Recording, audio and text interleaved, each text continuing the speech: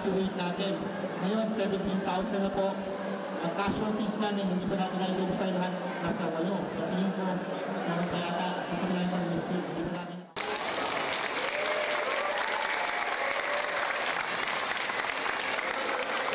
Well, magandang hapon ho sa inyo lahat.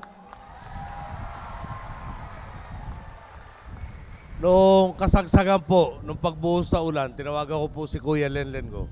No? At tinanong ko lang sa kanya, kamusta ka na dyan? Di ang bagay niya, parang 15 barangay apektado. At sa totoo lang ho, medyo hanggang kahapon, dapat dumalaw ako sa inyo, pero sinabi pati 6x6 na problema makapasok. Panay-panay ho ang pag-uusap namin para malaman ang pakakailangan nila.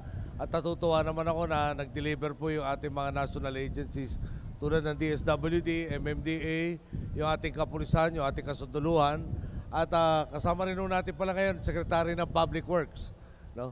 Yung, aminin na po natin, yung Malabon maraming parte below sea level. Ibig sabihin po ng below sea level, yung dagat mas mataas, yung tubig pupunta sa mas mababa. Alam po natin yan. Ngayon, pag natapos po lahat to, natapos na yung mga proyekto ng Undoy na 19. Pero si Buti Mayor natin hindi happy to sa resulta doon.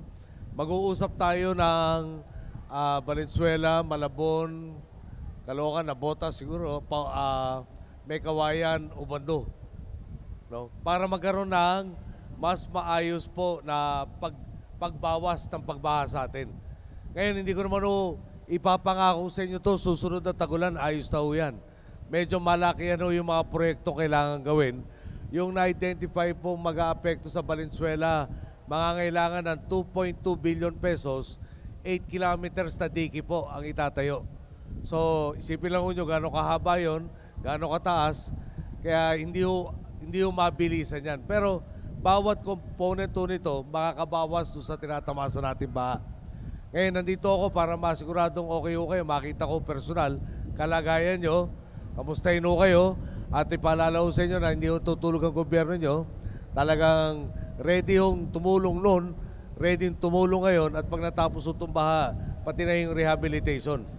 Siguro, nabanggit ko naman ho sa inyo, no? Si Congresswoman at saka ating Buti Mayor, isang text na ko, nagkakausap na kami, may tawagan pa, kaya-kaya yun. Madali ho ang pagtutulungan natin dito.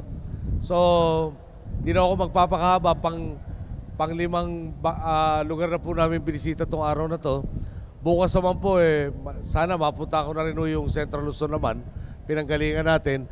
Baka naman magtampo yung ating mga kababayan sa Tarlac, mga kaibigan natin sa Pampanga at sa Bulacan. Sila naman asikasuhin natin. So, baka naman okay na okay kayo dito. Ayos ba tayo dyan? Ha? Yo. Okay.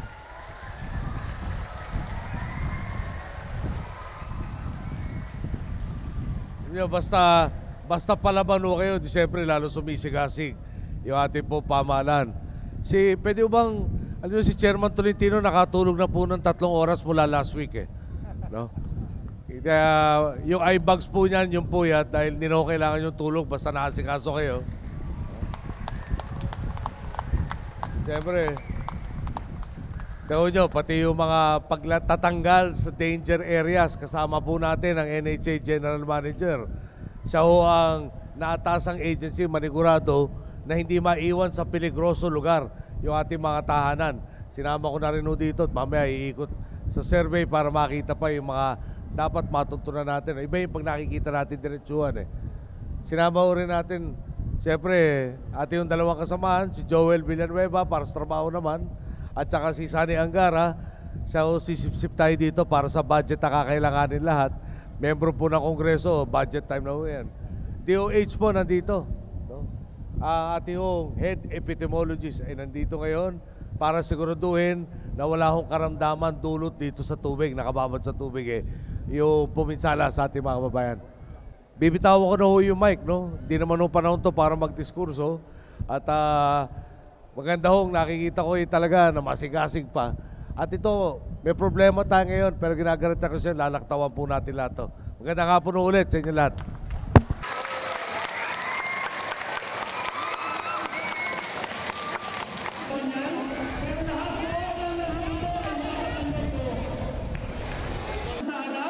Ay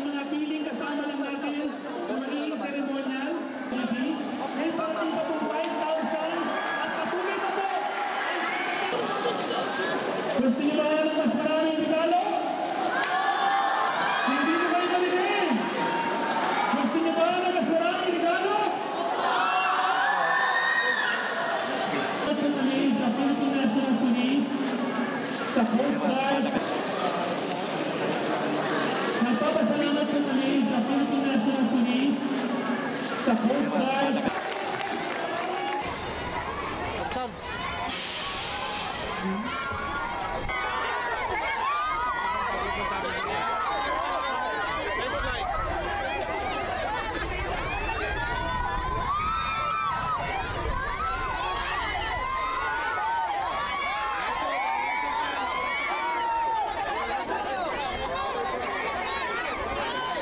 Salamat po ulit ha.